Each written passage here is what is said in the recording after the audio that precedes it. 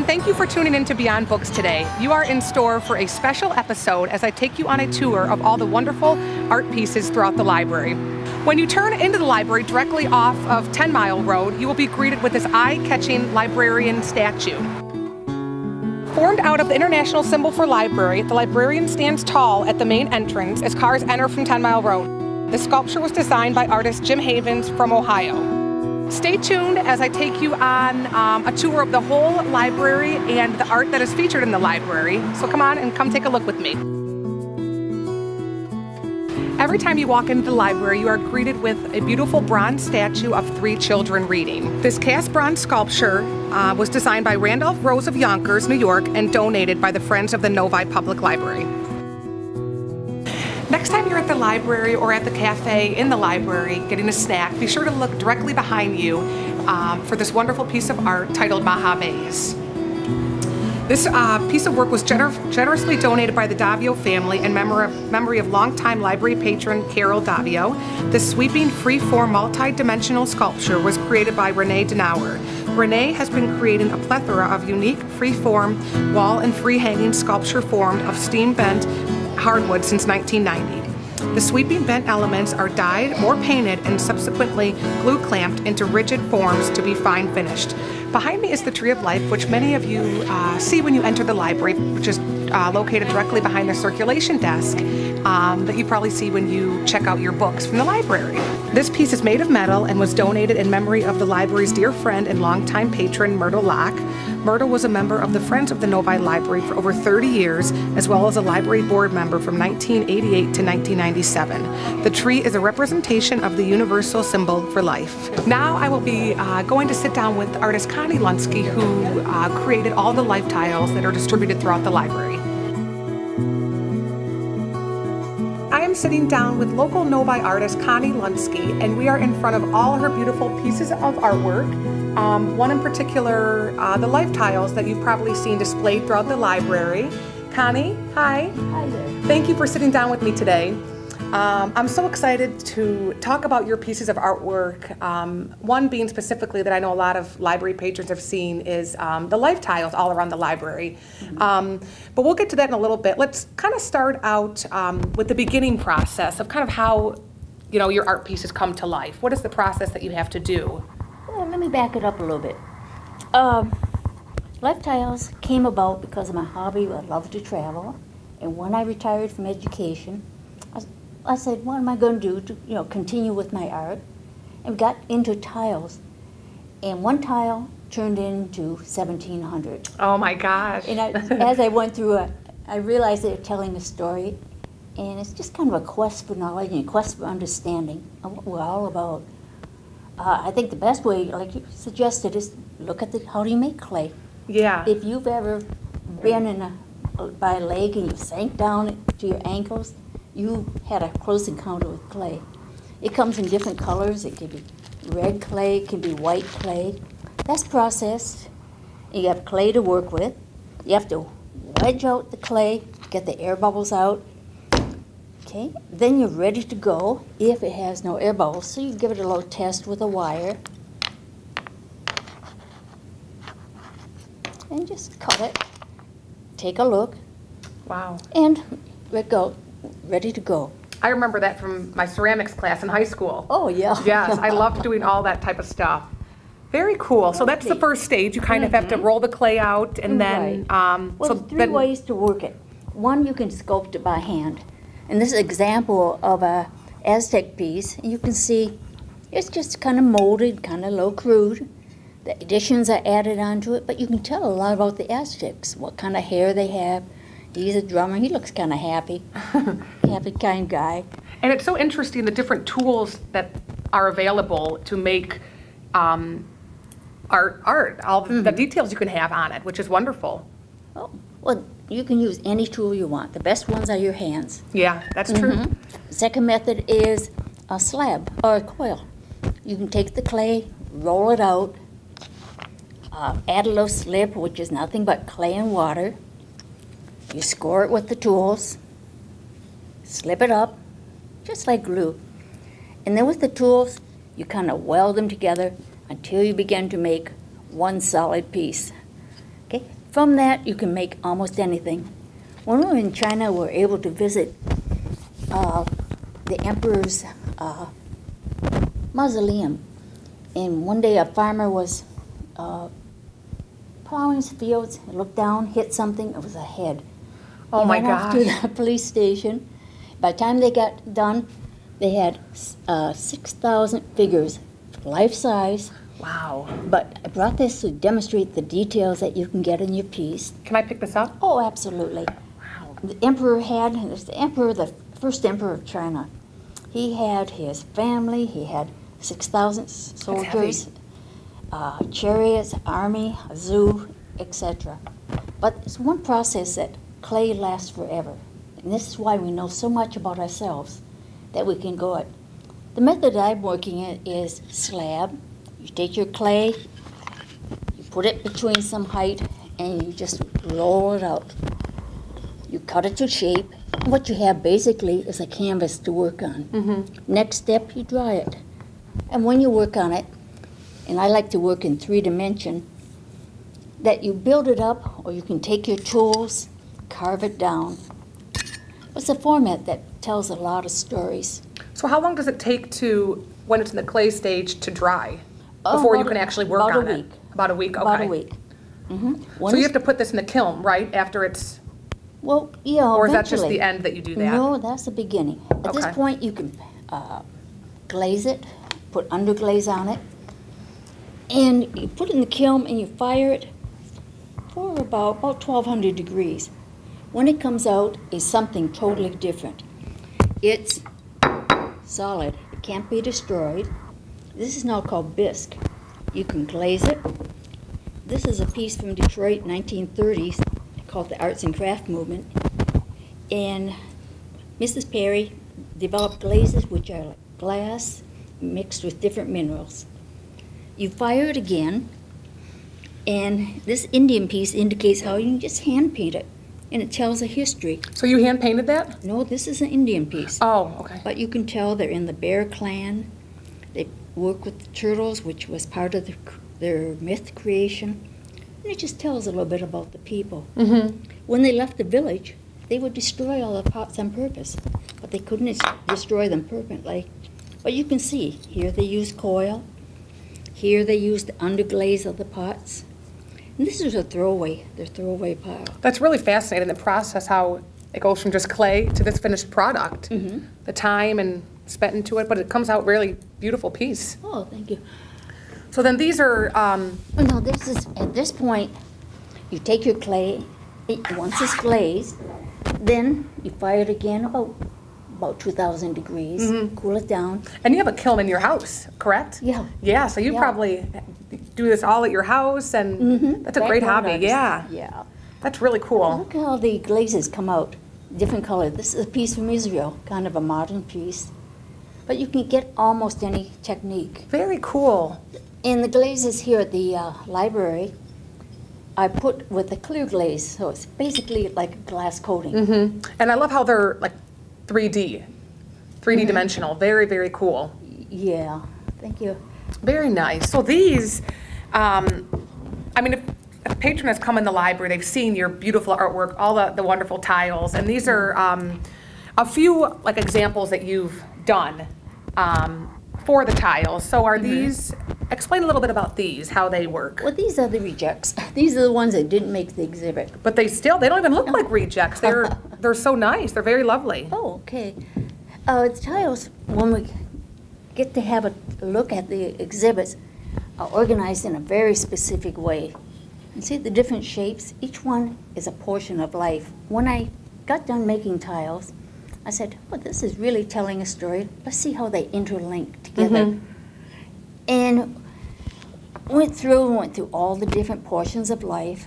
Some of the tiles have coins embedded in them. And every coin, this is the Cold War, the Russian coin, American coin with the eagle.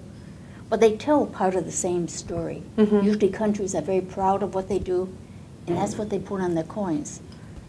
So how did you, I know you said you went to school for education and art, right? Right, I got my master's at Wayne State in art, in my teaching degree, master's in social studies, Okay. in history. And So that boy, kind of ties in together, you know, history Exactly. of the tiles. And I know when we met on Thursday and I got to, you know, working at the library, I see all the wonderful tiles every day, but I don't really know the story behind them. So it was nice to meet with you on Thursday and kind of do a little tour of each section of them to learn more. So that kind of ties in together, history and then your love of art.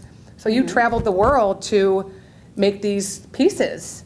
You learned a lot of great information. Oh, I did. So that ties in together. But I couldn't do it without the library. Yeah. Every time I hit a bump, I could go to the reference library or go to the stacks and I got my answers solved. Yeah, that's wonderful. Well, yeah, so I know you started out, and I mean, the finished product is just amazing, but it's cool how that history and art can tie in together. So how long, you said there's 1,700 in the library? No, 1,600. 1,600, so how long did that take you to do? Well, about 5 years. Wow. Each tile takes about a week to do in the process of the drying, the boneware, up until glaze. But I did like 10 at a time. So I was always busy, you know, Yeah. planning ahead for it. So the process is the hardest part, just kind of designing it once. Hardest part was the research, but turned out to be the most enjoyable part. Yeah, because you traveled a lot. You and your husband traveled a lot to We did. learn all this information. And I mean, I was asking you questions like, why is this that? And I learned so much just from walking around and seeing them. I never knew. And it's cool the different, whether it's like sea life under the water or transportation, different decades. So it's really cool the timeline of the tiles in the library. And I encourage everyone to come and just take a look and see them because they really are wonderful. What I hope is that people will come and they'll look at it and they'll say, oh, this is where my ancestors were born. Oh, look at this is what I did in the 70s. And they can actually show in the child section, you can go down and look and say, these are all the books that I read. Yeah, So it really is interesting. And we have an art brochure in the library that we encourage everyone to pick up and take the tour.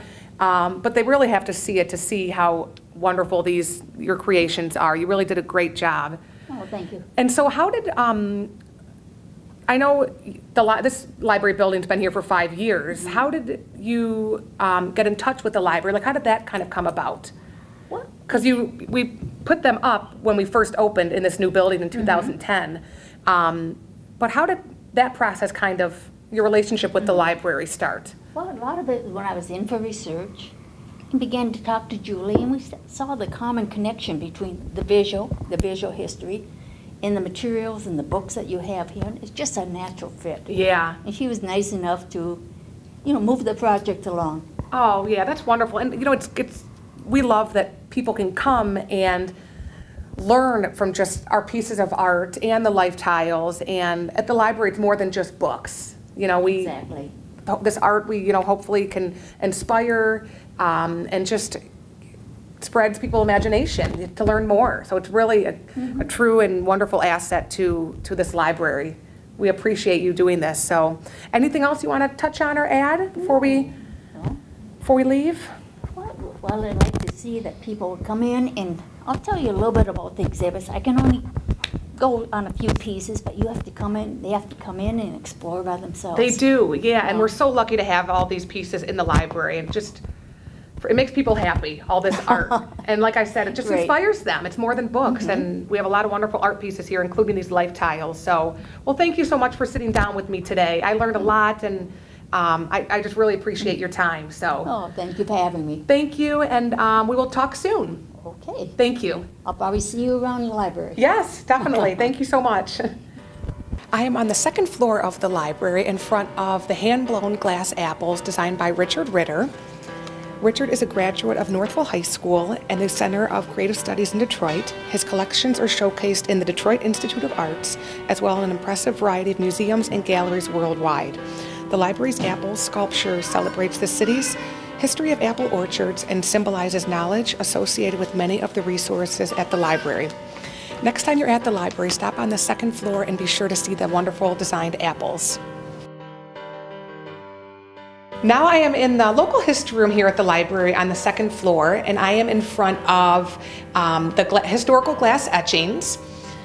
This display includes 7 beautifully crafted historical landmarks from around Novi, and local artists Ryan and Mindy Trainer were responsible for creating these pieces. The etchings represent the Methodist Church, Walled Lake Park, Novi Town Hall, Bassett Home, Novi Special, and the train station. Be sure to stop by and visit the local history room during office hours to not only learn more about our resources, but get a good look at all the wonderful historical etchings. As you exit the elevator in the library on the 2nd floor, to the right of you, you will come across a piece titled In Good Hands. This piece of art was created by artist Sylvia Arufo and donated to the library by her parents, Ernest and Eva Dawn Arufo. It is a wonderful picture that is painted, and we encourage all of you to see the art on the 2nd floor. Right now we are going to go down to the youth activity room, where I will be talking to Gail Kaplan about her mosaic piece, Jumping on Books. Right now I am standing in the youth activity room next to this beautiful piece, this mosaic piece called Jumping on Books. And with me is the artist herself, Gail Kaplan. Hi, Gail. Hi, Thank you for joining me today. Thank you so much for inviting me. It was great. We are very excited to have you. Like I mentioned, we're doing this episode of our Beyond Books dedicated to all the art in the library. So we really appreciate you coming out and talking about this wonderful piece that you created. So it is all mosaic. Right. So, we work in glass mosaic. Okay. I work with another artist, Donnie Katsir. And Donnie and I have been working together for about 17 years. And maybe 5 years ago, I believe we were commissioned to do this piece. We were actually brought into the project, asked to do it by Michael Berman, whose wife worked at the library, and she unfortunately passed away. And in her honor and memory, they asked us to do a piece for the library. Wow, very nice. So it's been 5 years, and what kind of inspired you to create this? I know this is from a children's book, right? Right. We used the theme of the 5 little monkeys jumping on the bed. Because it was a library, we decided to do the monkeys on the books. But the piece, although we created the piece, we were really the supervising artists. We worked with a community group on the project. Michael Berman's children were at the time teenagers. And at one of the events for their family, they invited friends and family to work on a community piece, which allowed more people to actually have their hands in the project. So we designed it, but all of the tiles on the project were hand cut from glass. We took the glass in sheets and cut them into strips, and then all of the kids working on it actually cut the glass and put it in place.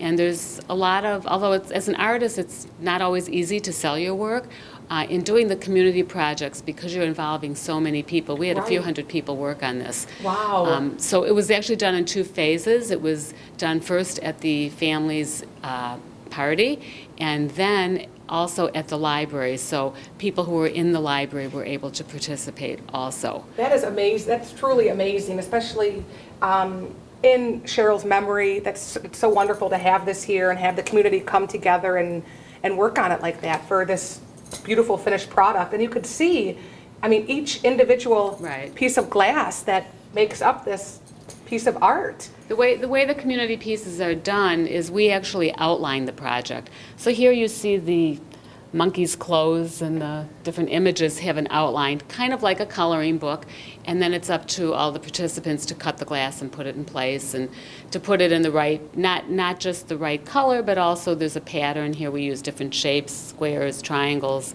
trapezoids, and so there's more to it than just cutting and gluing. Yeah. But all different levels of competency, different ages can work on a community project. That's amazing that the community could get together and do that. That's truly wonderful. And so how long did it take you to, glue every piece on?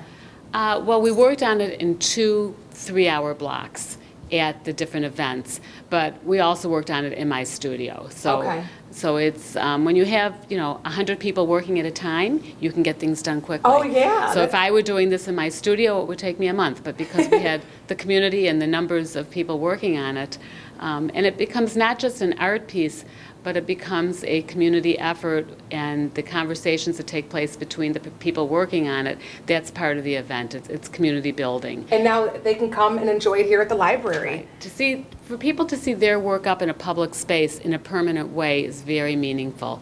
And at the present time, we're actually working with schools, 10 schools in Detroit, on a project for the Detroit Public Library on Woodward. Oh, really? So okay. This was our inspiration of libraries to do a piece in, and we've done mosaic community projects in schools, hospitals. We just finished a piece for Children's Hospital where we worked with 18 schools. Wow. So the community projects are really very successful, and this was, one of our earlier ones. So it was, as artists, it was great to work on this. That's amazing. And so was this your first piece in a public library? In a library. In a library, okay. Yes, so it kind of just stemmed from that. Well, we've done projects in schools and hospitals and senior residences before, but actually in a library, this was the first one installed in a library. It really is a beautiful piece. Wow, and we're so lucky to have the community come and enjoy it in this room. For me as an artist, not only is it exciting to have my work here, but your library has outstanding artwork, and so for me to be with the other artists, it's a personal accomplishment. Yeah, well, thank you. I mean, we truly appreciate it. Like I said, this episode's kind of dedicated to all the art, just to give the community an inside look at how it came about and who was involved. So. Right. We're very excited about it. So thank you for giving me the opportunity. Yes. Anything else you want to add about it, or? Well, what I find exciting about this particular piece is this is an activity room, and kids and families come in here and work. But to have art on the wall gives them energy. So it takes just a simple room, a classroom, but when you put art into a classroom, it's no different than when you put art into your kitchen or your home, or your family room. Putting art on the wall really creates an environment. It almost inspires it does. Children and adults when they see a piece. Right. It gets their imagination going and inspires them to create something like this. Right. That's really what I believe, that art really enhances the quality of life. And I think that by having art in your library, today libraries, it used to be you would go to the library to get a book. Today, it's not just about the books in the library. It's the books, it's the computers, but it's a place for community to congregate. And I know you have lots of events in your library, and having art is just part of the arts and culture that the library brings. It all ties in together. Right. So well, thank you so This much. is so nice that we can have this, and the Berman family all working together in the community in her memory. It's truly wonderful. So thank you very much. Thank you so much for talking to me today. Okay. Thank you. I'm standing in the youth department at the library in front of this beautiful mural titled Reading Through Time, designed by Michigan artist Stacy Schwartz.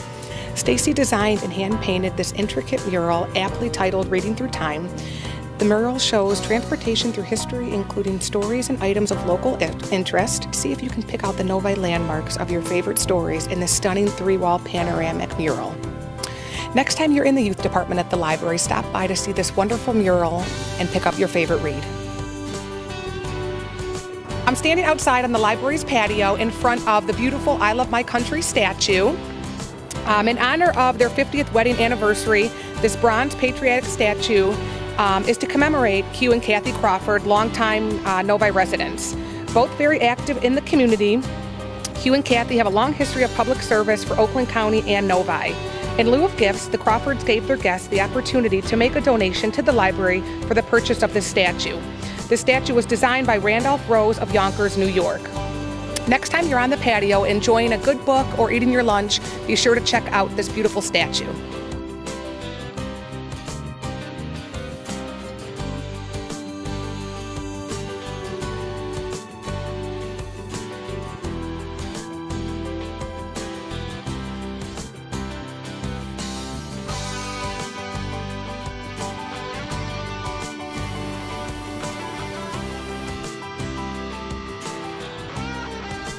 Thank you for tuning into this episode of Beyond Books, which was dedicated to all the art that is located in the library.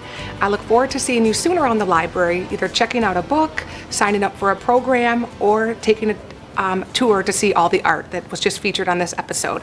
Thanks again, and I will see you soon.